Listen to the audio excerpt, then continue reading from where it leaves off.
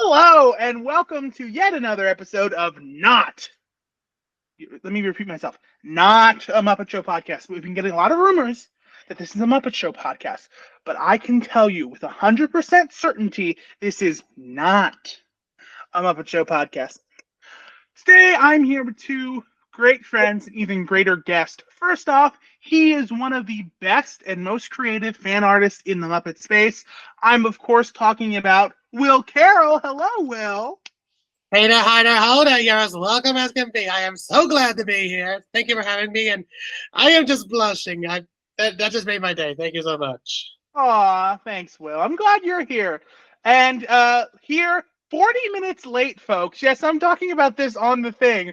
It's 6:45. We were supposed to start this at 6, but somebody just had to see the Muppet movie.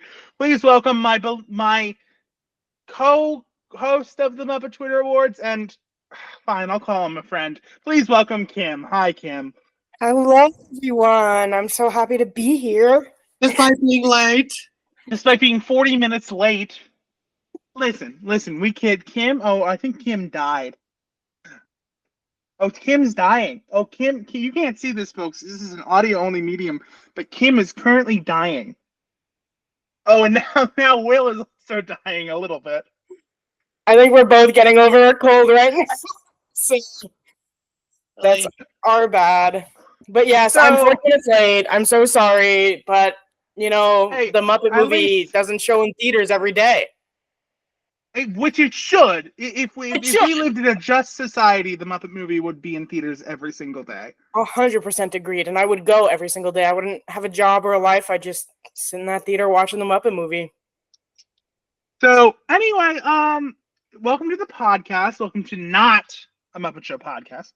I like to start out every episode by talking a little bit about your personal history with Muppets Tonight, just as a whole. And let's start with Will. What is your relation to Muppets Tonight? When did you first see it? That kind of stuff. Well, that's a very loaded question, and you know how I hate to talk about myself, Tori, but leave us turn back the clocks. It was around the time of... Okay, sorry, no, I'm not going to do that bit.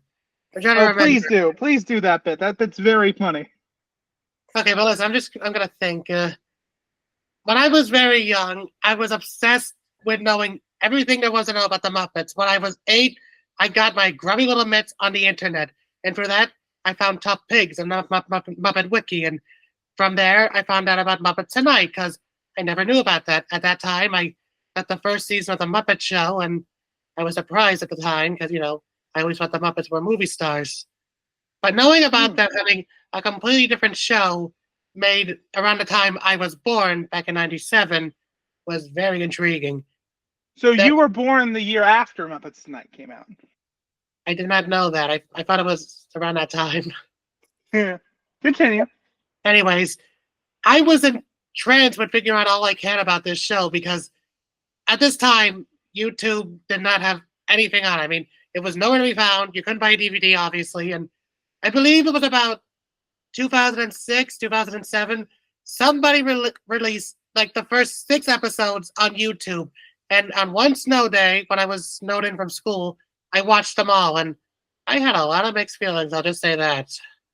That's what, honestly, this podcast should be called Mixed Feelings. That's what the name of this podcast should be.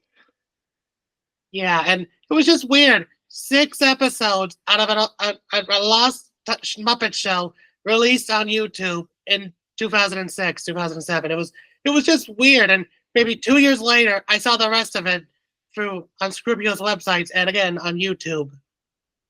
Everyone but Prince. Everyone, have you seen Prince since then? Yeah, I've seen it once or twice, but for some reason Prince always gets taken down the fastest. I think because it's Prince. Like, I assume, because think about it, he sings Prince songs in it, and I'm thinking that the Prince estate is probably very quick with a sniper rifle when it comes down to taking uploads. It's funny because at the end of the recording of every episode I've done, I always ask my guests, hey, for season 2, is there anything you want to be on? Everybody and their mother wants to be on the Prince episode. I think that makes a lot of sense. Well, I'm not one of them, so don't worry. Now, Kim, you're a little older than I am, right? You're I'm 20. 23. Yeah, so you're only a few years older than I am. So I assume that your relation to this show is roughly similar to mine. That being watching it on YouTube as a kid.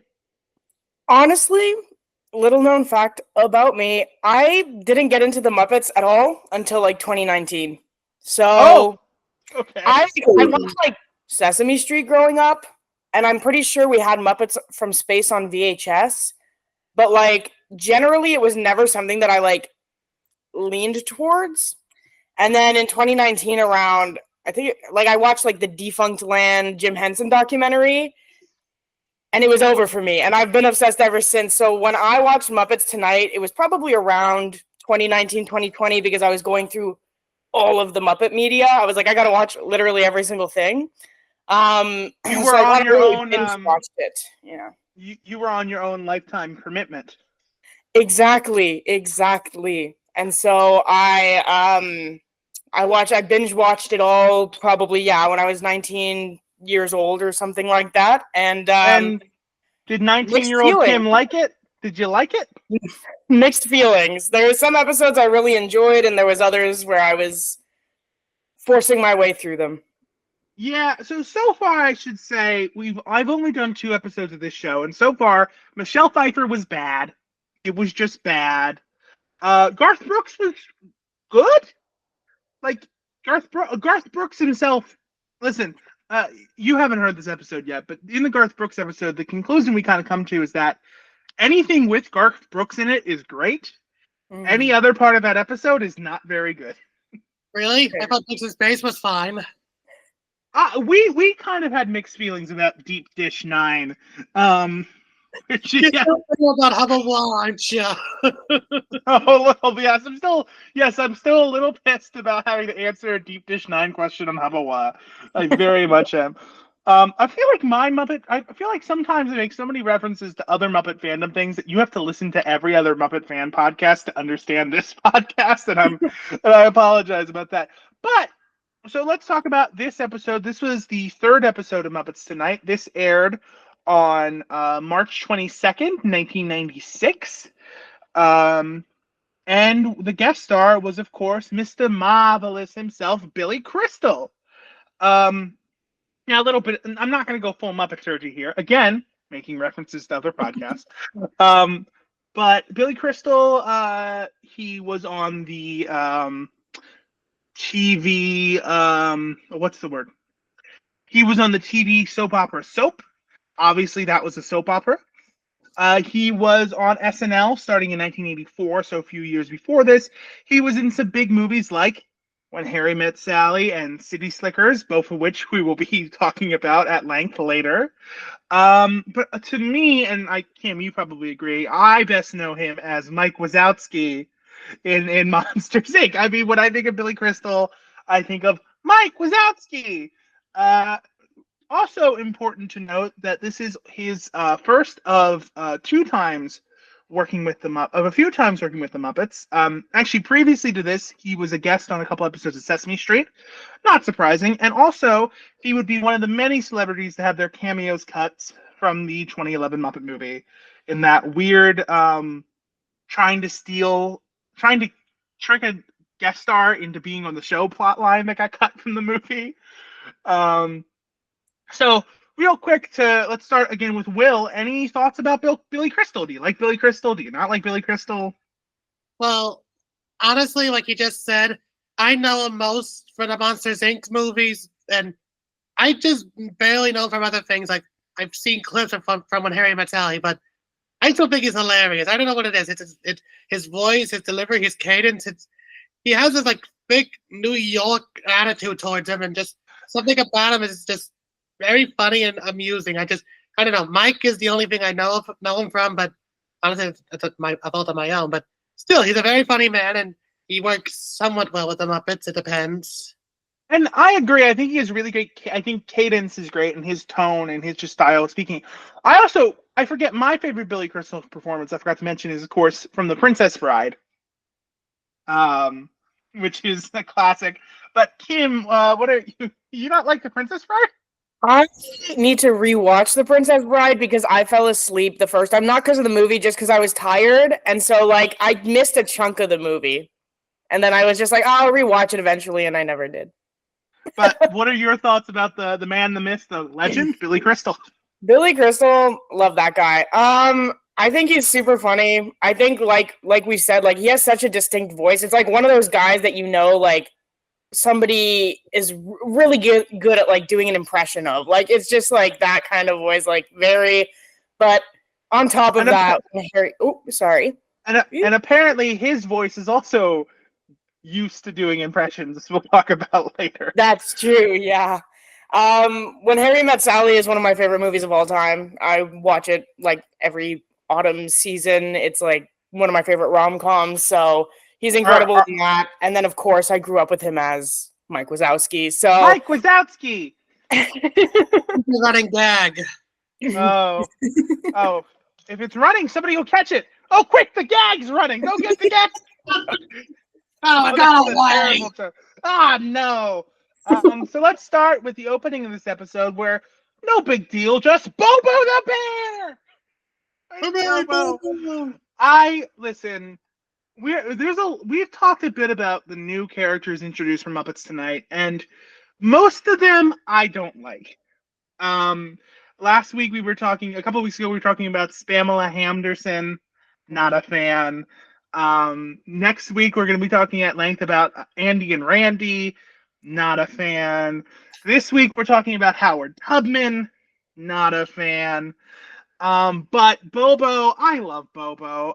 He's honestly, and this might be a hot take, my favorite Bill Beretta character, like original Bill Beretta character, more than Pepe, more than somebody also really like Johnny Fiamma, who we'll talk about a bit later. But I just love Bobo, and I love this. It's not really a runner; it's more of a plot line with Bobo, as him being the security guard is the best part of this episode, at least in my opinion. I think the Bobo stuff is very, very funny, and it starts out here pretty well. He has pretty good rapport with Clifford. But I do want to say that it's really weird that there's no laugh track in this opening section. Yeah, that's true. I honestly don't know if I even registered that when I was watching. Really? I was like, but what do you? Again, feel free to interrupt me at any time. What do you guys think about this bit? I gotta say, Bobo, honestly, he would be as competent as I would have if I was in that job, because I screw up a lot of my own job, and like him, I try, but I fuck up somehow. So for me, I agree. The Bobo being the security guard is my favorite part of the episode. Always makes me laugh without fail. Bobo as a character, love him. I'm so glad he was introduced. I think, and even though he doesn't get a lot of appearances, whenever he does show up, I'm always like, yeah, this is so funny.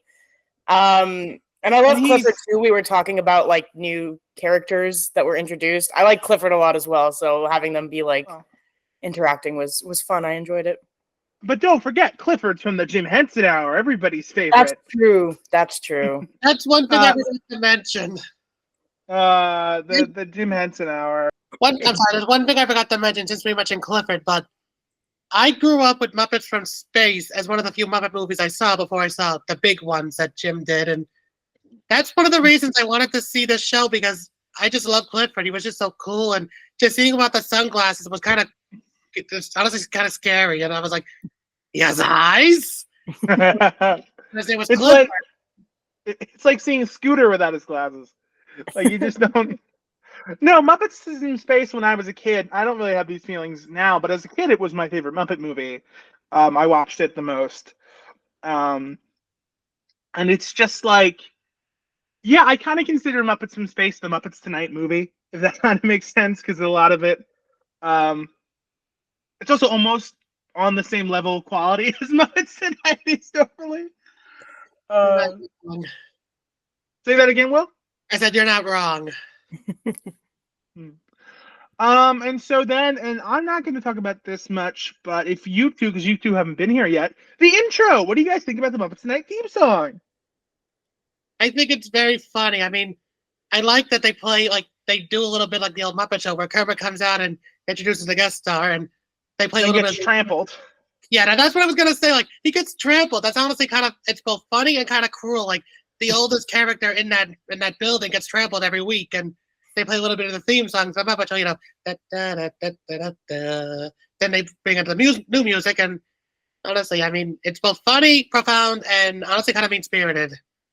It's great. The one thing about the theme song I was like mentioning, because Danny Horn mentioned this the first episode, there's some of the lyrics that we actually don't know what they're saying. I don't know if you know this, but the chorus, the like, we actually don't know what they're saying in one of those chorus lines. But Kim, you had your thumbs up through this entire time. Through the entire time? You did when we were talking about the theme song.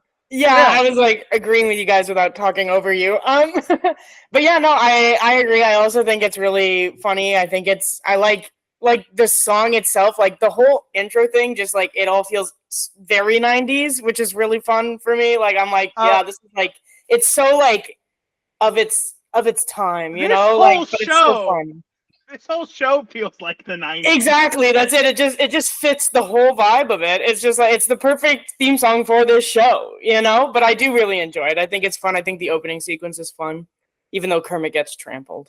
Yeah, like I said, it honestly just seemed cruel on the part of the writers. I mean, seriously, what do they have against Kermit? I mean, in the podcast we did, Tori, I mean, someone must have had something against Piggy. Now they're against Kermit. Now they're against Kermit. So we get Clifford introducing the show, as he always does, and I love the line, the show critics are everywhere are calling Muppets Tonight. What is pretty funny, I think we can all agree, is Billy Crystal's entrance onto this episode. I mean, I just wanted to know how they did that. Just Billy on that pedestal thing, and he was carried out by pigs. It was like a reverse of how Piggy usually comes in, and it's just I gotta wonder how they do that. Because it's like, I don't know if there's like puppeteers under, or obviously there's puppeteers under, or like if it's secretly wheeled and like they're just wheeling it, but then like the pigs are like kind of in the side. But it does go down. There is for a TGIF sitcom in the 90s, there is a great amount of puppetry tricks in this show, and I've been talking about that throughout this series. But yeah, I do. How did they do that? Yeah, no, it's really, well, one, it's interesting to see that, like, and try and like figure it out. There's like, I'm one of those people that loves reading like all the little like behind the scenes, like this is how they did this shot, whatever stuff. So every time I see something like that, I'm like, oh, I need to know how they did that. But because there's not as much information out there about Muppets Tonight, we don't know. For whatever reason. For whatever reason. Who could guess? Yeah. And so, Kermit? So, Clifford and Billy Crystal are talking a little bit, and they lean into a screen test, a supposed screen test. I'm doing air quotes for the listeners. Of a screen test for Harry Met Sally with Billy Crystal, and instead of, who's the girl in Harry Met Sally? Meg Ryan. Thank you. Instead of Meg Ryan, it's of course Miss Piggy. I don't even know how to talk about this sketch. Kim, you just said Harry Met Sally is one of your favorite movies. Yeah, so it is one of my favorite movies, and I love Miss Piggy forever, right? But I find that scene like so difficult to watch. When Harry Met Sally, I guess it just feels like it makes more. Honestly, it's kind of uncomfortable to watching that too. But I'm going to explain for the listeners what in the original movie. For those of you who have not seen Harry Met Sally, and I know in every description for this podcast I give a language warning because we do swear occasionally. But if you're listening to this and you're listening with your children, turn it off for the next couple minutes. In Harry Met Sally, Harry is talking to Sally about a date he had and how the girl he was with was great at sex, and had a big orgasm. This is just what's in the movie. Harry Met Sally, and Sally's like, "How do you know? How do you know that she wasn't faking?" And Harry's like, "Oh, come on, I could tell." And then Sally proceeds to fake an orgasm in Cat's Deli for everyone to hear. It's the iconic scene from the movie. I saw that scene way too young to understand what it was. And so in this one, instead of faking an orgasm, Miss Piggy fakes a sneeze. But she fakes the sneeze in a way that makes it like she's still faking the orgasm. Like she's still doing the Harry Met Sally faking the orgasm, except it's Miss Piggy. Now, I don't know how I feel about the Harry Met Sally version, but I know that I'm not comfortable with Miss Piggy faking an orgasm on children's television. I don't care. Family, yes, the Muppets are a family thing. This is going too far.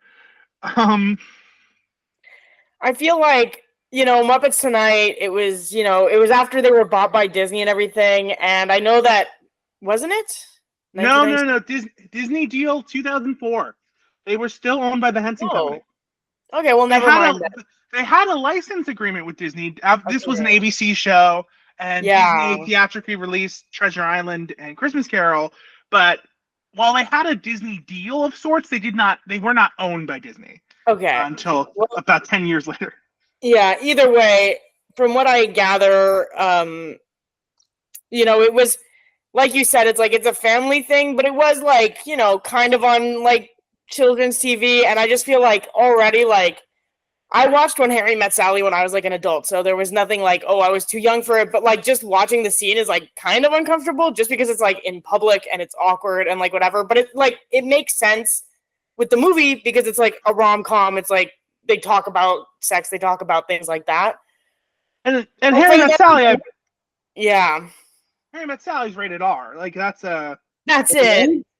But like for them to do it with like Miss Piggy on like kind of children's TV, and like the only thing that makes it not really sound like an orgasm is when she like actually sneezes at the end and everything.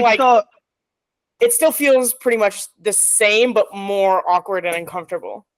And yeah, the whole thing is just not great. And what's worse is that she does that for like a full minute. Like it's like a full minute of the. I'm not gonna do it, but you know what I mean. Will, the whole time your face has just been in utter disgust. Well, after hearing all this, I mean, Pam just basically said everything, but like, there's one thing I wanted to know. If they wanted to do what Harry Met Sally did for this show, couldn't they have done a different thing that was still appropriate? Like, are there other scenes from that movie they could have done instead of, the fake orgasm? Because I do not want to think of a pig having an orgasm. Thank you very much. I think the problem is that's the most famous scene from the movie. Like, that's if you're going to do any scene from that movie, that's the one you're going to do. The one positive thing I'll say about this scene is that Billy Crystal is great. We don't have to talk about that too much, but like his cadence and he like I said, everything sounds like a joke with him, and it's great. One more negative thing: Miss Piggy fat jokes, everybody's favorite. Can I just say something first? I have a bit of a runner in my notes that I noticed. Is Billy Crystal secretly racist against the Muppets? Okay, please explain what you mean by that. Okay, like when he first came onto the stage, he was like, Muppets Tonight, if I was doing American Gladiators, where's Nitro? And he was like, man, I'm allergic to felt. Then in this case, he's like, well, excuse me, miss, I'm jealous of Babe.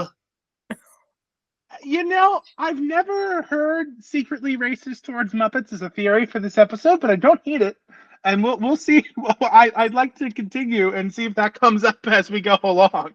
Right. And, sorry, one more thing before we move on. There's one thing I do think that's kind of funny. Like, you both know that when Harry Met Sally was directed by Rob Reiner, right? Mm-hmm.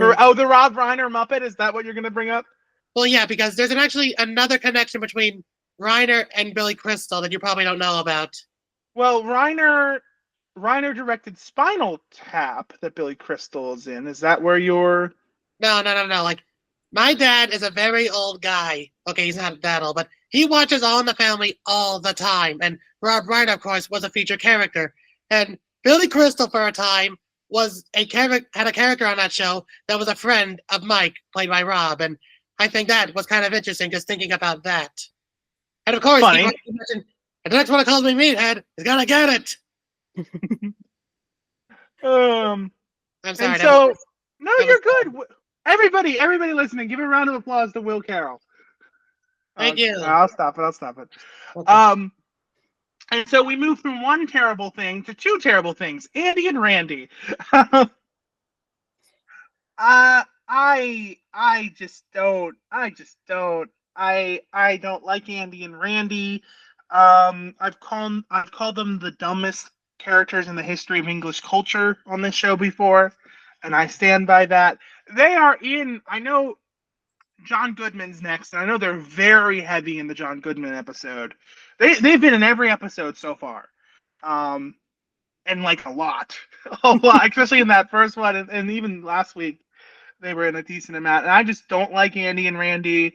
They're just too dumb. They're just too dumb. I mean, is that the worst thing you could say about a character, that they're too dumb? Because I know a lot of characters like that, and some people like them. Yeah, I just think there's. I had a guest a couple weeks ago call them mentally ill. Like there's something actually wrong with them.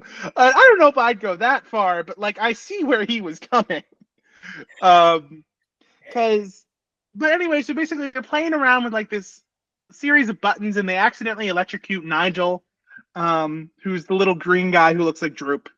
But I think we can move on from Andy and Randy, unless any of you have any wisdom to say about Andy and Randy.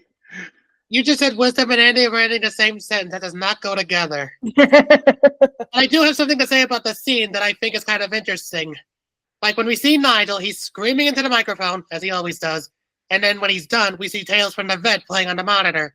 Then at the end, like when, near the end when, Nigel's, cueing the next number, Dr. Van Neuter comes in. And I think that's kind of interesting. Like it's like he came off a stage, like Tales from the Vet was happening when all this was going on backstage.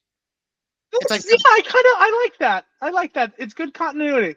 Yeah, it's like something the Muppet Show used to do. Like, Kermit says, "Okay, stand by for the next number," and the next number goes on stage, and he and Scooter talk, and he's like, "Okay, cue the guest star," and the guest star comes on, and the last act comes back off stage, and that's like, I thought that was a continuation of that in some regards. Maybe it wasn't. Maybe they just, put Phil in just for that, but I don't know. That's what I thought. Then we get Billy Crystal doing okay impressions that aren't that funny for a couple minutes. Yeah, that was the other racist thing I brought up. I was, it's a little racist. He does impressions. He does his famous "You Look Marvelous," which I don't think that's bad. But then he does impressions of Muhammad Ali and Sammy Davis Jr. And while the Muhammad Ali impression is actually kind of good, the Sammy Davis Jr. impression sounds nothing like Sammy Davis Jr. At least to my ears. Kim, you look like you got thoughts on this. My thoughts are that it's like, to me, probably besides Randy and Andy, it was like the least funny part of the episode. I was just like, I was waiting for it to be over. I didn't think it was really funny at all. The like bit with the impressions, I was just like, I've had enough now.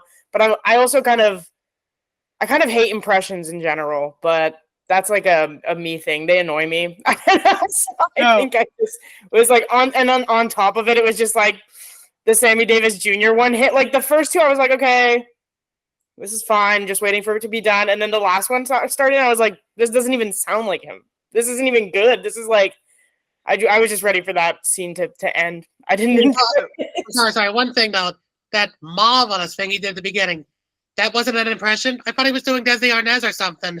Oh, that might be an impression of Desi Arnaz, now that you say that. I don't know enough about Desi Arnaz to say whether or not that was. But it probably is. I mean, you never seen it sounded like him. It did. So, Kim, you must love the Rich Little episode of The Muppet Show if you hate impressions. It was one of my least favorite episodes. I'm not even gonna. Oh, it's one of everybody's least favorite episodes. That's true, but just like stop. This is not a Muppet Show podcast. We can't. Oh my god, we can't talk about it. We can't talk about it. I don't even know what the Muppet Show is. For our listeners, Kim's wearing a Muppet Show sweatshirt. That grenade joke was odd. Yeah. Well, what was that about? I mean, there's no way they would allow that nowadays. Yeah, there's a lot of. Yeah, you continue. I was just gonna say. I mean, were they just getting PTSD's flashbacks about Crazy Harry or something? Yeah, no, it kind of came out of nowhere. I didn't really.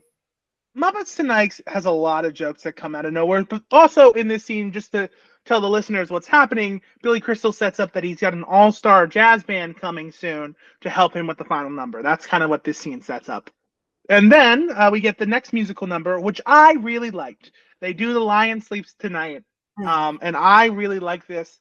Fun fact about me, The Lion Sleeps Tonight is one of my father's favorite songs.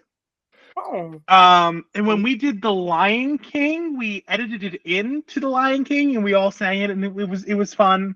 And I've always had an appreciation for this song. It's very silly, but this performance of it feels very, very appropriate for the Muppets. And not to mention this again, but it feels like this could come out of the Muppet Show. I feel like if I saw this exact sketch in the Muppet Show, I wouldn't bat an eye. Is it wrong that I say I wish the sketch was longer? No, I agree with you, actually. That was my one complaint, is that I think they could have sung more of the song.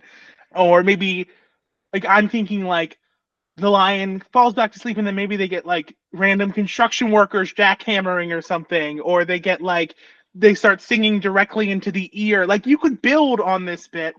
But what's here is really funny. My only real complaint is, like Will said, I wish it was a little longer. I mean, this isn't the first time the Muppets did this song. Oh, yeah, you're probably right. No. I remember because on the Jim Henson Hour, in the third episode of that show, the Nylons, for some reason, as the one-time guest star in that one sketch, they sang that song with Jim Henson's lion from The Storyteller. Okay, I have to Google who the Nylons are. I mean, I don't know who they were either. They were like an a cappella group or something. Everybody in that a cappella group like there's a guy who looked like Sting, but I assume it's not Sting.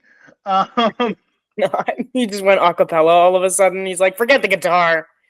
I want to be the next Pentatonics. Well, no, the Pentatonics would want to be the next Nylon because they're not so much later. First. But yeah, so this version of the lion trying to sleep is really funny, and the stampede at the end is great. There's one thing that always confused me with the stampede bit. Is it what's that? Well, I mean, when the lion chases everybody, which is obvious, like he's like, "Stop singing, Ernie! Stop it!" I mean, he says Ernie. Like I thought for the longest time he was saying, "Birdie, stop it!" because there's a bird in the crowd there. I thought, "Oh, Birdie, okay." But it's Ernie apparently. Muppet Wiki says Ernie, stop it, but. I mean, it's Frank Oz playing the lion, so... And Frank Oz doing a great job as the lion, I should say. Frank is all over this episode. Yeah. That's honestly why I picked this episode, because Frank, all of his characters are in it. All of his characters, yeah. It's the one... And we'll talk about it later. Speaking of Frank Oz characters, everybody salute Sam the American Eagle. You can't see it, but like everyone's actually saluting. And Kim's got a hat on that makes it look like he's in the military. When he does it. And so Sam is here to do Eagle's Nest, his like little political discussion show. And for some reason, his guests were supposed to be Larry King, which makes sense, which we'll talk about him in a moment, and Mr. Poodlepants, who we'll also talk about later. But because of things that we see, he doesn't have the guest. And so Andy and Randy, who almost electrocute themselves to death, but whatever. You wish. Yes, bacon for everybody. But Andy and Randy are going to be on the show again. And we cut to the lobby with Larry King, the actual Larry King, coming in, who, this is something I talked about a little bit last week. Muppets Tonight had cameo stars. Like they'd have their main guest star, but a lot of episodes of Muppets Tonight would have cameo, and Larry King was no stranger to the Muppets. He's appeared on Sesame Street a few times over the years. In this same year, in '96, Johnny and Sal would be on his Christmas Eve special. In '93, he interviewed Kermit, and then in '94, on April Fool's Day, Kermit the Frog hosted Larry King live. Instead of Larry King, which is very funny. He's also been on Sesame Street a few times, including interviewing the letter W. And it's just like he's a big friend of the Muppets, and he's great here. He's very funny, and this bit with Bobo Bobo not letting him in, and him being like, "Come on, I'm on in 120 countries," and then him and Bobo sitting with a globe and counting that there actually only are 196 countries, which is true. Is just great. So, thoughts about Larry King? Thoughts about this bit?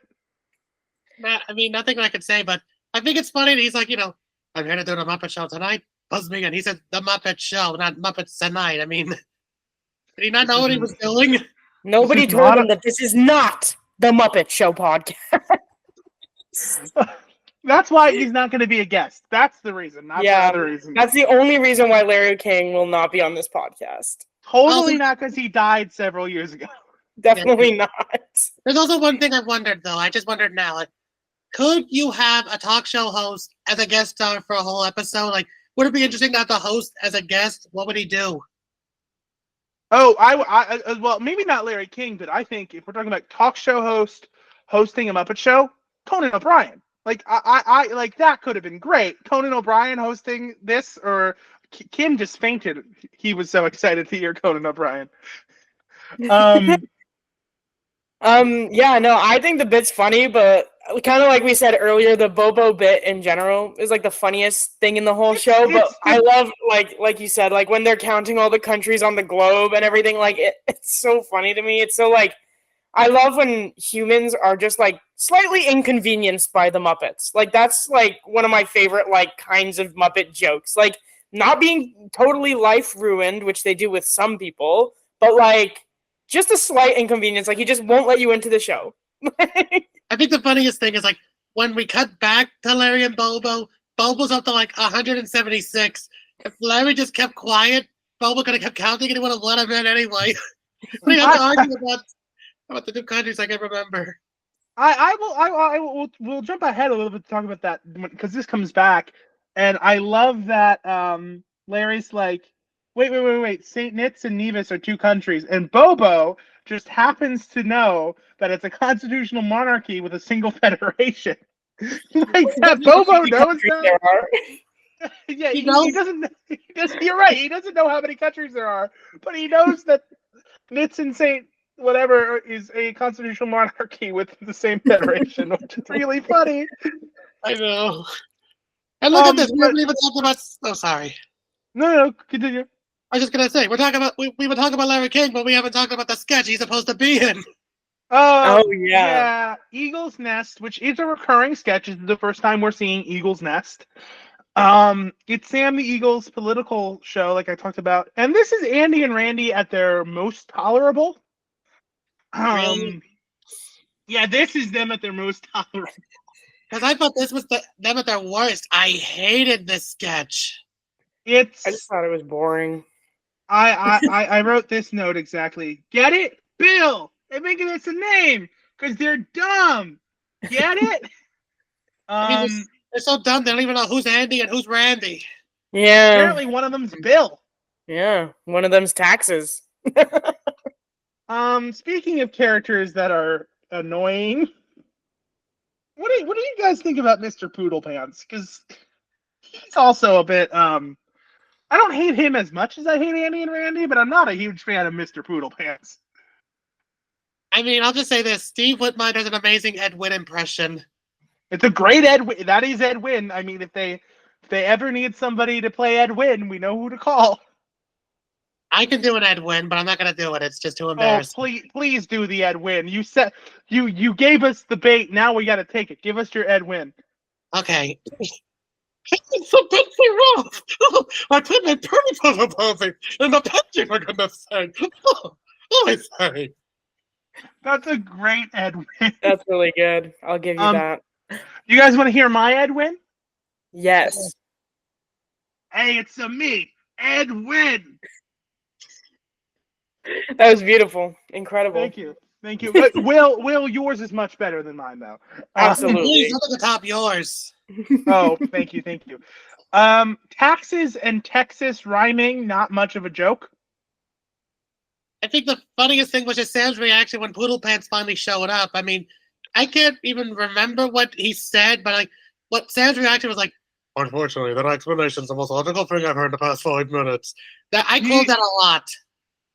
That's exactly what he said. Unfortunately, that explanation is the most logical thing I've heard in the last 5 minutes. I have the Muppet Wiki again. Shout out has the transcript to every Muppets Tonight episode up, and I have that up. Literally, no one's doing it like Muppet Wiki. I couldn't get Nobody.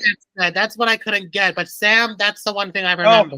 Oh, Mr. Poodlepants said, "I'm sorry I'm late, Mr. Eagle. You know the Twirly-Roo trolley stopped me at Checkpoint Chuckle because I didn't have my naughty passport." That's so dumb. Who comes up with this stuff? 6 people wrote this. Though I will say there randomly being an actual avalanche at the end gave me a bit of a chuckle. That was dumb enough that and so like we already talked about, Larry and Bobo continue, and then we get the city stickers sketch. Folks, for those of you who listened to the past 2 episodes of this show, ladies and gentlemen, we got him. Fozzie Bear is finally on this show. He was not in episode 1. He was not in episode 2. But here we are. Finally, it took us 3 episodes to get Fozzie. How ridiculous is that? Gonzo, Kermit, Animal, Piggy, all in the first episode. Fozzie had to wait 3 weeks. If you were watching this in 96, 3 weeks till Fozzie, which is just... Maybe he was hibernating. So what did you guys think of this sketch? Because I liked this one a lot. I think there's some really dumb stuff in it, but I think it, like they mentioned Pun Smoke, which I believe was an actual sketch on the Muppet Show, and this feels like it could be on the Muppet Show. Like it does. Like this sketch feels like it's right out of the Muppet Show. It's that kind of classic Muppet pun. Will, you got a look on your face saying you disagree with me. Well, I mean, I like this sketch. It's funny, and they sing one of my favorite songs in it, but I have a problem with the sketches in this particular episode, at least the ones with Billy. I just think they relied a bit too much on him, like on his movies for the catalyst for sketches. I kind of felt like they could have done something a bit more original with him instead of just parroting his movies, if you know what I mean.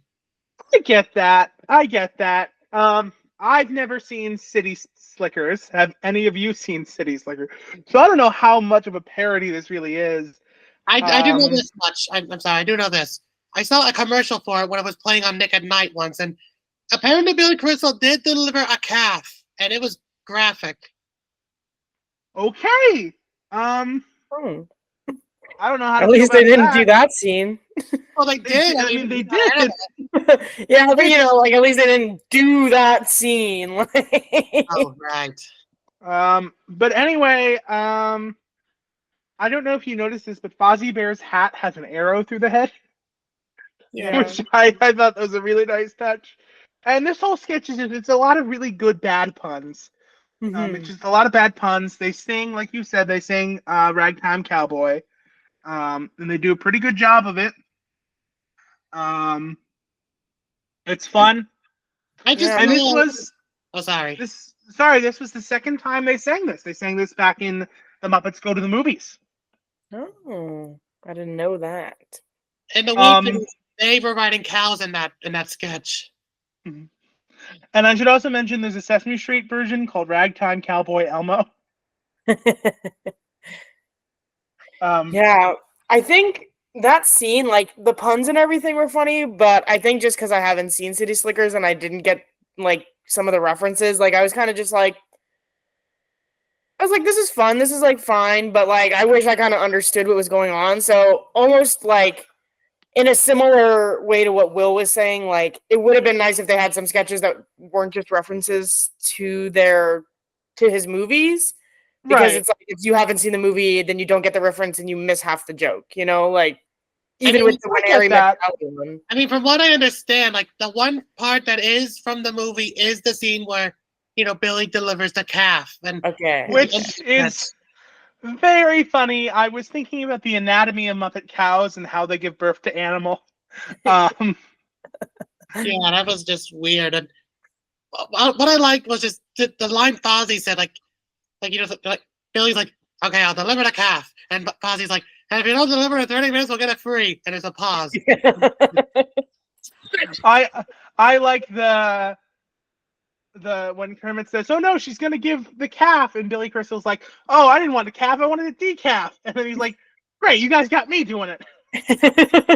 Also, I just realized something about this sketch. They didn't do the obvious Muppet cow joke. They didn't do it.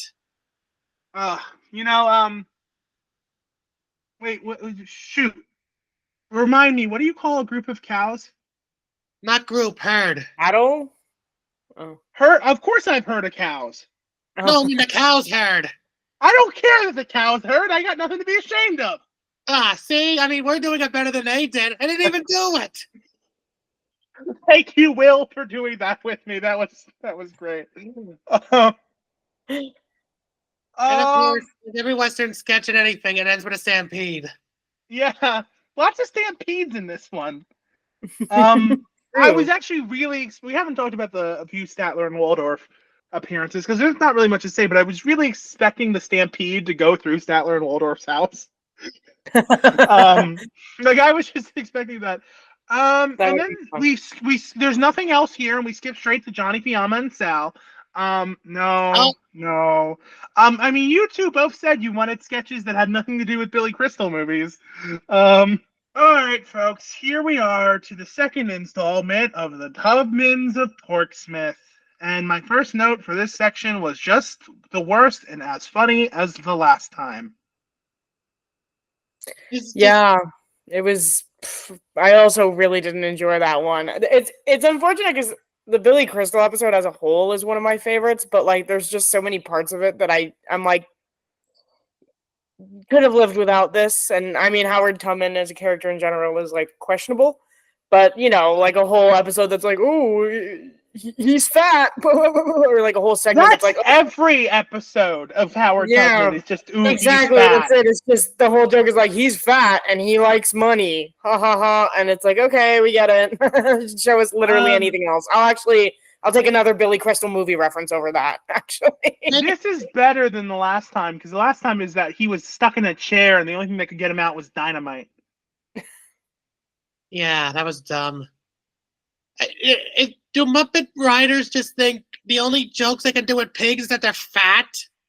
Yeah, sometimes it feels like that. Because they even like Miss Piggy, who's like this staple character who's been there the whole time. It seems like now less so. Now they're like, she's a girl boss. But like, especially in like the 90s and like earlier like kind of Muppet stuff, it was just like, they were like, she's a pig, so she's fat and she eats a lot. And it's like, wow, thanks guys.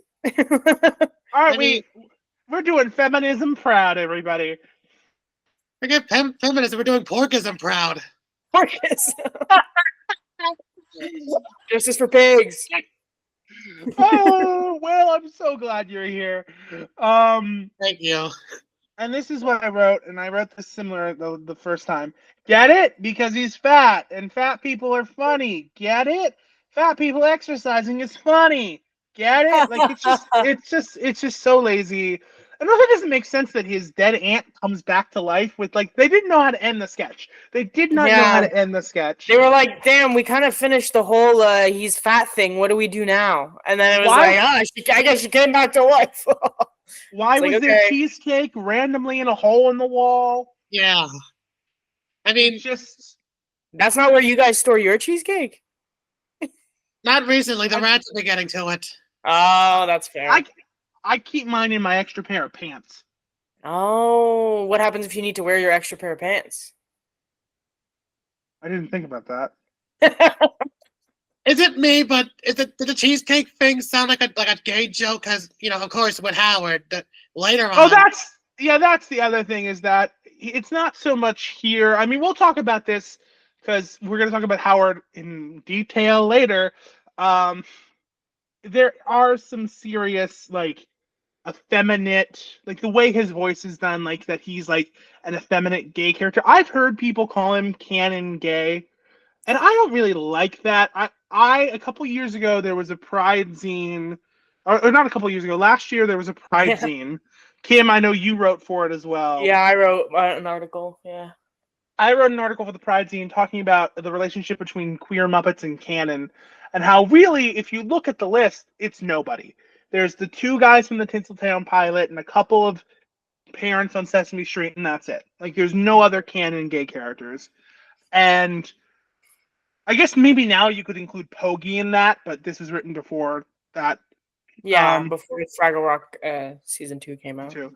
But like, some people see Howard as a gay character, and I wrote in that thing, if Howard is the representation we're getting, I'd rather get no representation at all. Like, if this is your gay character, just don't even bother. Headcanoning like characters is like fine, obviously.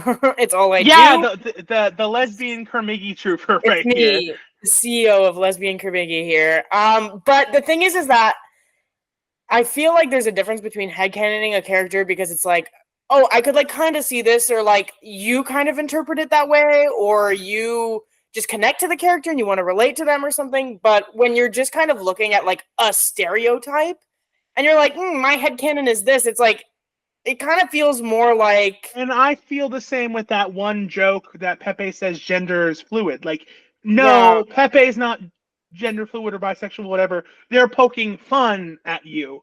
Yeah. Like, you're taking... You're just saying, like, Josh Groban's hot or whoever it was they were talking about. It was Josh Groban, who's very attractive, I should say.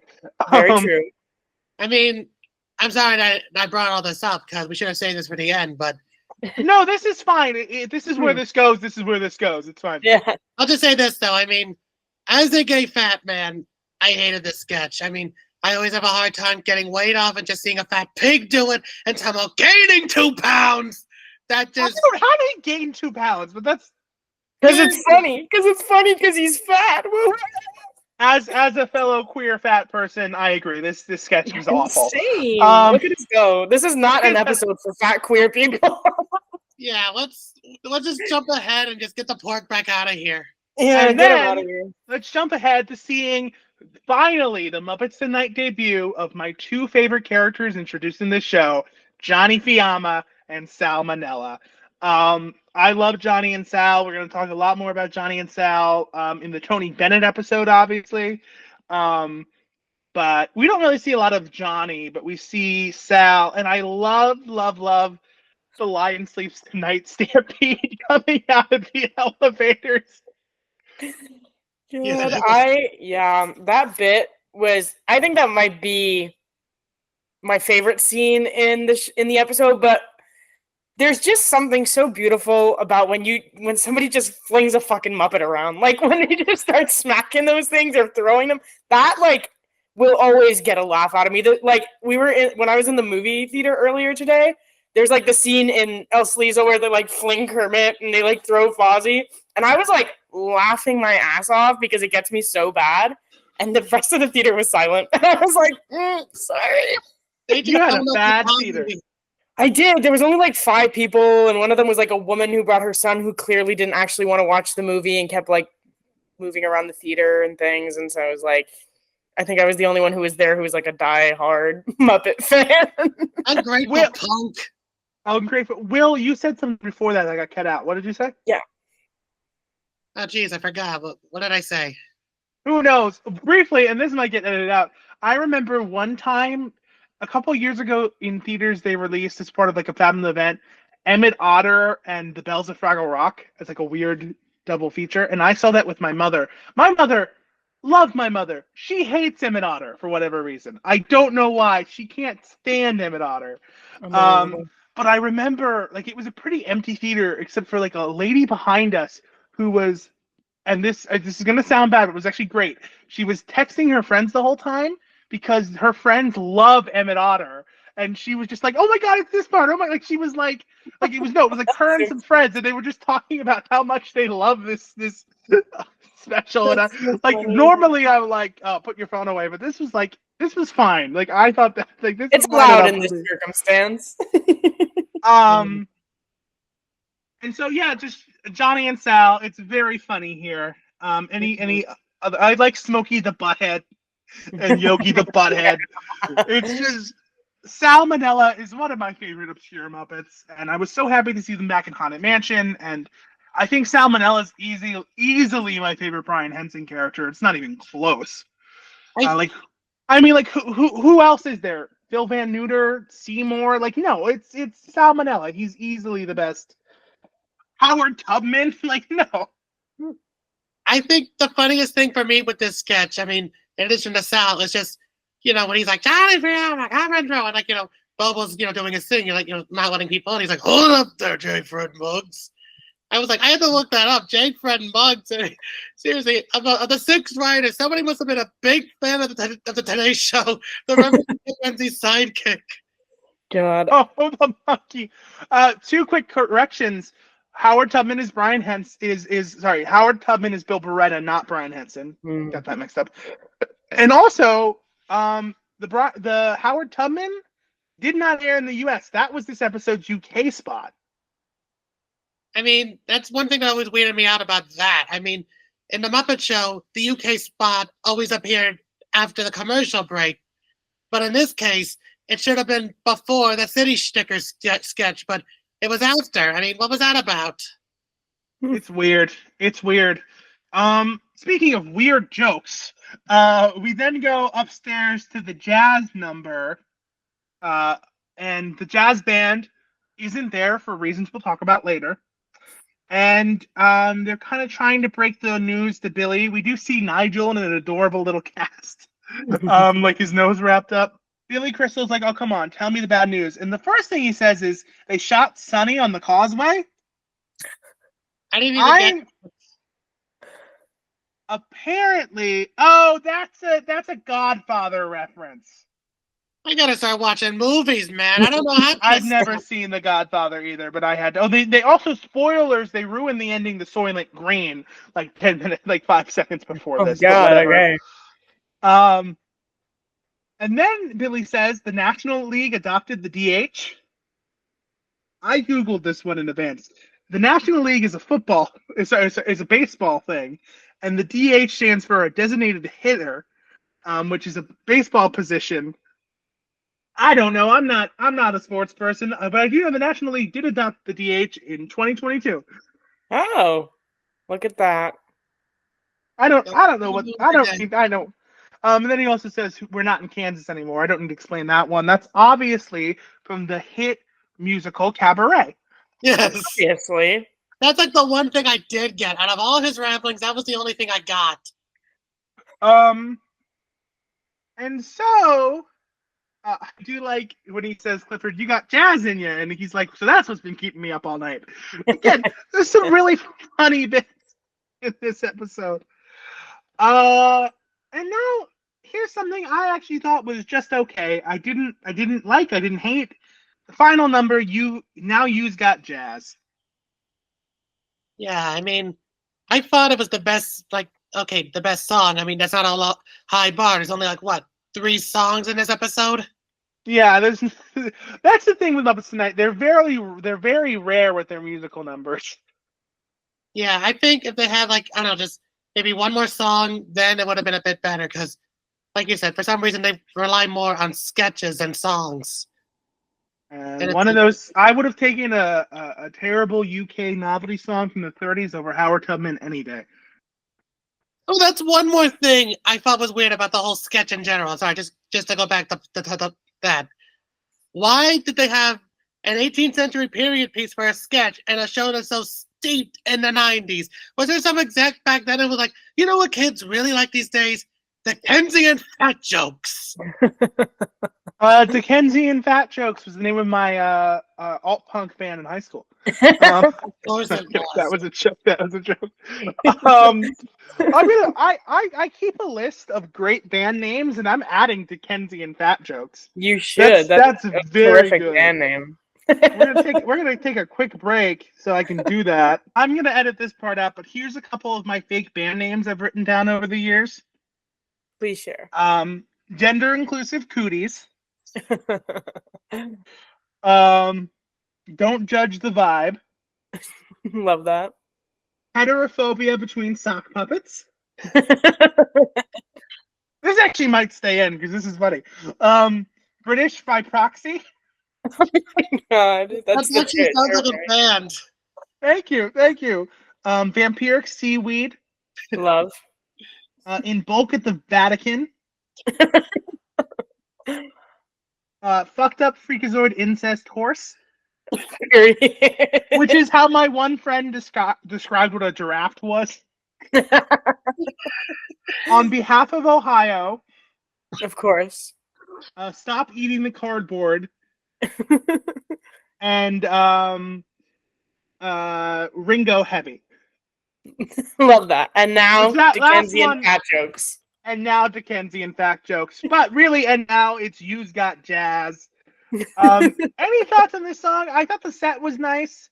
I think the puppets dancing in the shadow in that one window was nice. But overall, I just thought it was okay. I was honestly more surprised that this was an actual song and not one they made up.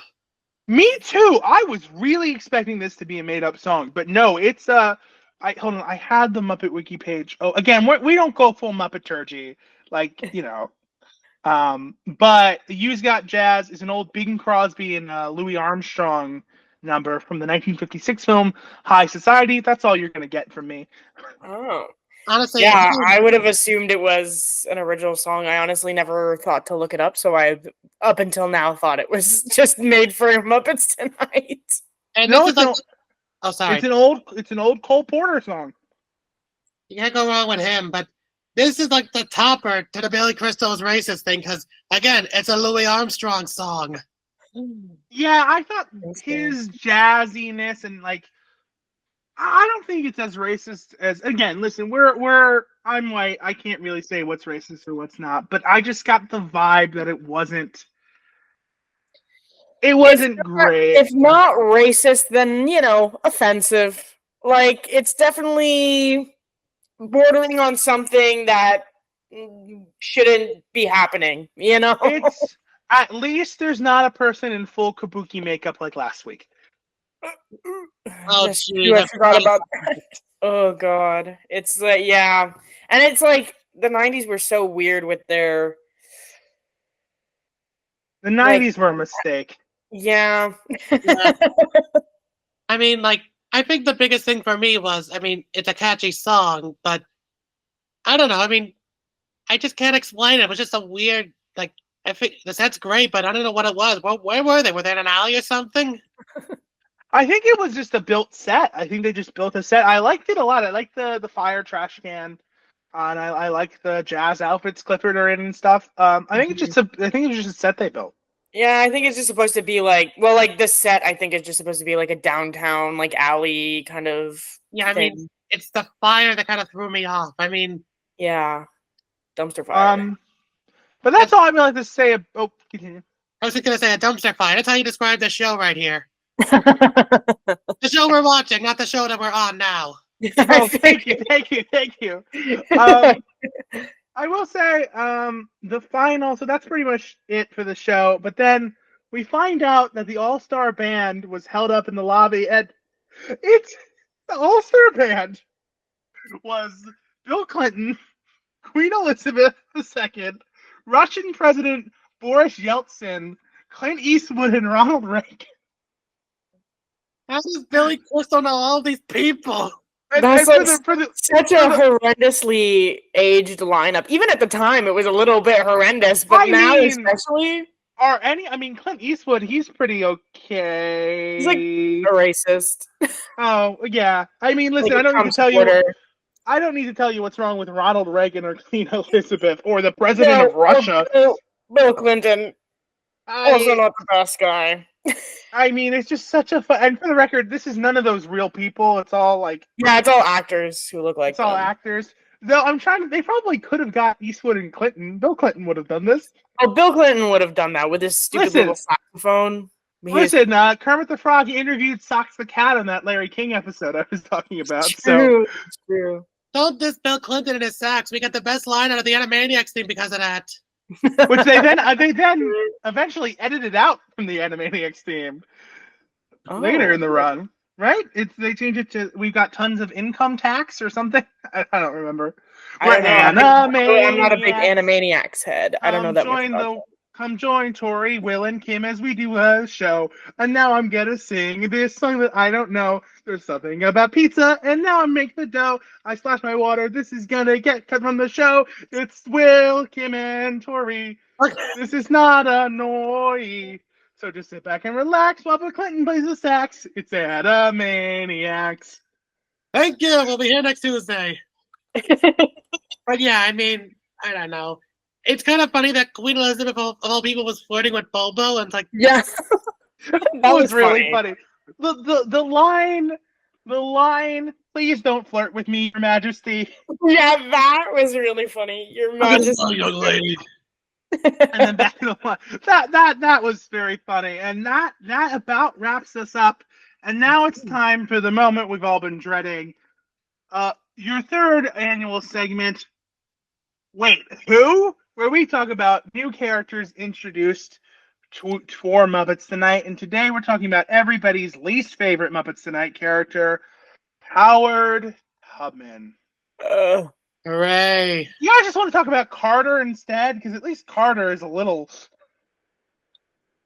Carter's the butler. I'll just say this. I had pulled pork before we started, so that should put things in perspective. Oh, thank you.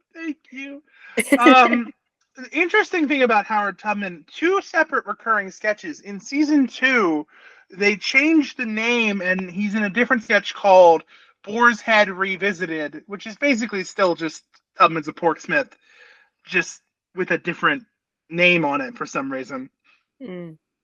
I should say only pretty much the UK spots.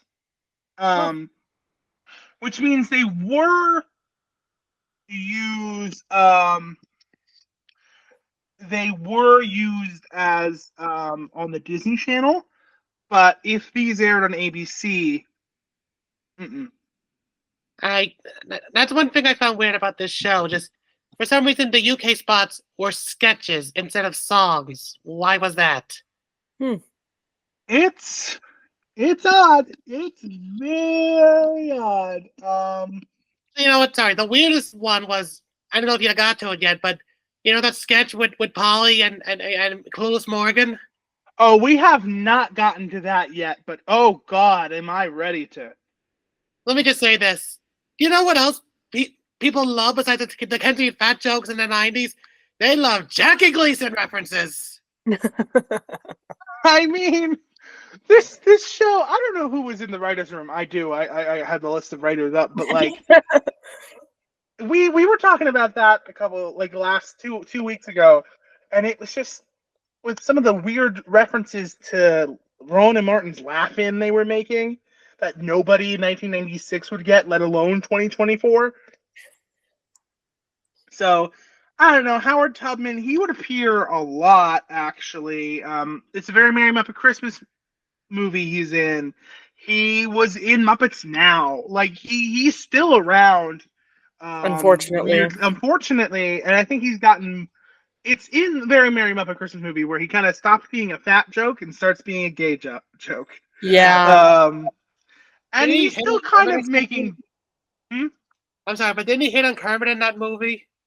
I think he did. I mean, listen, I haven't seen It's a Very Merry, Quite Contrary, Kind of Scary, Sort of Hairy Muppet Christmas movie in a while. But yeah, if I rewatch It's a Very Merry Dog and City, Farm and Kitty kind of itty bitty Muppet Christmas movie. So true. I'll see. So, I prefer the Hey Super Christmas special. Somebody got that joke. I think I stole that joke from somebody. Sorry, whoever that was. But yeah, Howard Tubman, thumbs up, thumbs down. So I have to ask. Yeah, thumbs down, everybody. That just about wraps. Oh, sorry. Sorry, no, I was just gonna say, like, I guess I wouldn't mind if they had kept him on, if they had changed his personality to not just now it's gay jokes instead of fat jokes, or like. So you wish he was still around if he was a completely different character. Basically, well, I'm saying like the design itself, like whatever, you know, it's got a bit of a sour taste because you can tell they made him on purpose to make the fat jokes, you know. Well, he was actually built as one of the wild pigs from Muppets it's Treasure Island. Treasure Island, that's which true. Also does not age well, but yeah, so it's not really good either way. But I read somewhere, like, isn't it true that Bill, like, he was just, you know, playing around with some of the pigs, and that's how Howard came in. He was doing that type of voice. I don't know. That's exactly what Muppet Wiki says. I just wish I could see how that could work, but just the fact that Howard started off as a racist pig is just it says a lot. It's a pretty bad timeline to go from racist pig, fat joke pig, gay joke pig. Like he's never had a win in his entire career. I mean, I'm trying to think, what could they have done to make Howard work? I mean, I'm all. I thought you were gonna say, what could they do to make Howard worse? Well, I mean, the only thing that could make him worse is if they brought worse out of him.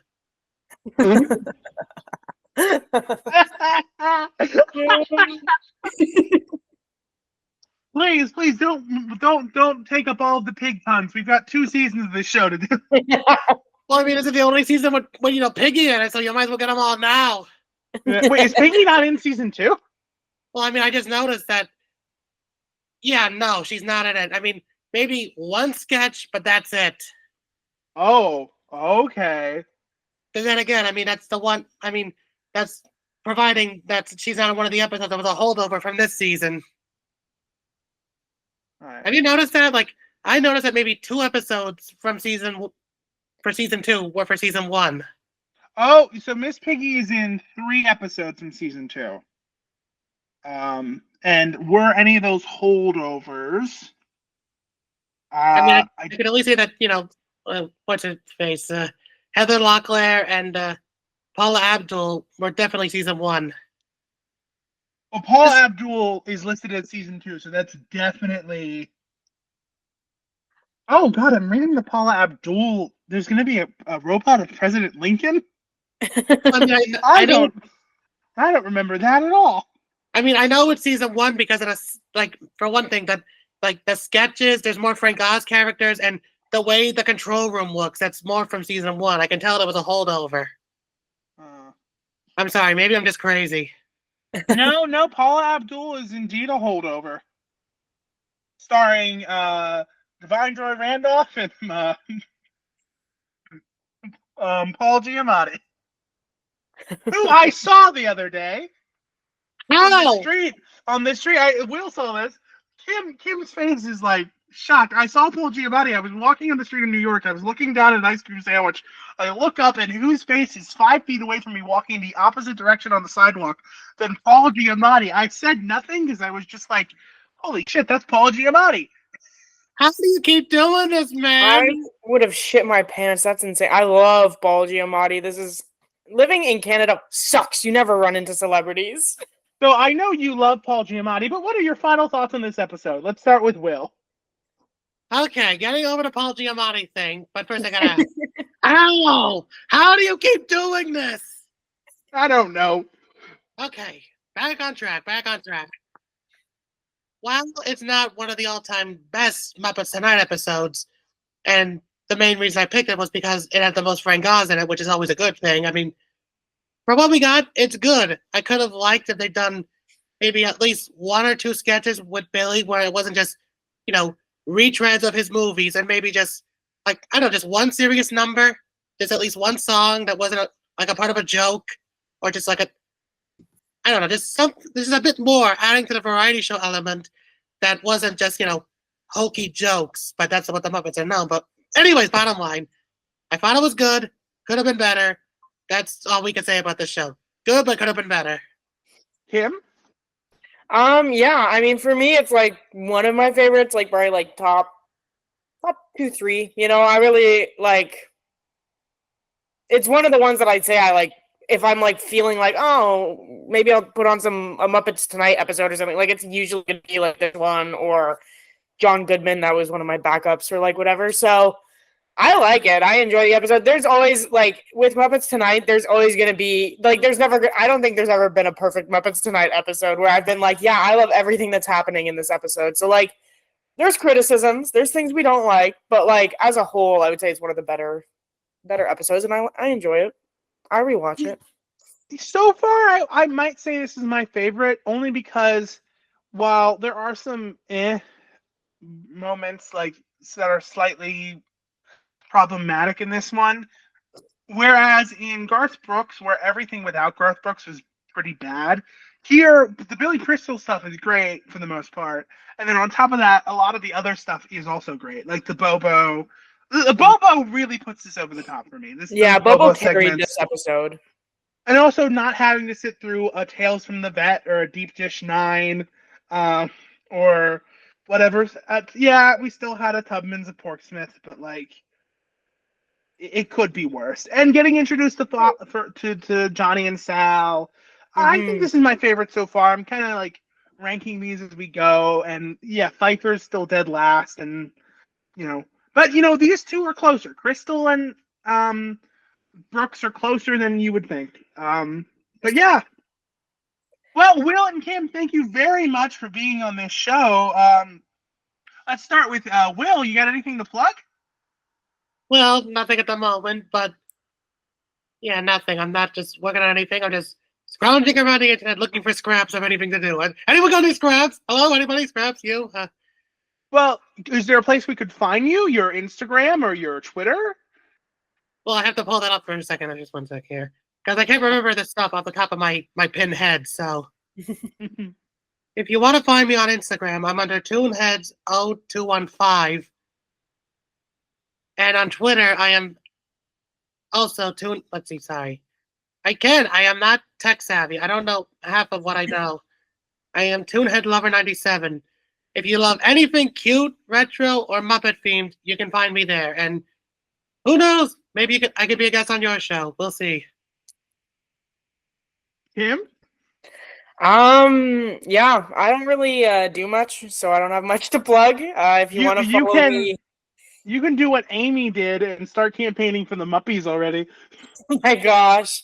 I don't know if I'm going to campaign next year. I don't know if I'm co-hosting again or what, so I don't know if I'm going to... Yes, you're stuck in this until this is done, Kim. That's it. So if I'm co-hosting, I might not campaign. I'll see. But if you want to follow me on Twitter, where I am most of the time, and where if I am posting about the Muppets, it's there. It's Kermiggy. That's my Twitter user, and that's about it. As for me, please go to Muppetwt to see all the weird projects I do. Follow my personal account on Twitter at SpellThings. Follow me, Muppets No Context, on Twitter and Instagram. There was a TikTok, but I lost the password. And you can also usually find me at the deli aisle of the local grocery store. Thank you, Will. Thank you, Kim. This was a great time. And thank you for having us. Aww. It was a pleasure. Aww. And join me next time as I'm joined by Muppet Twitter's royalty, Kim. And nope, you're not next week. You can't get enough. Join me next time where I'm joined by Muppet.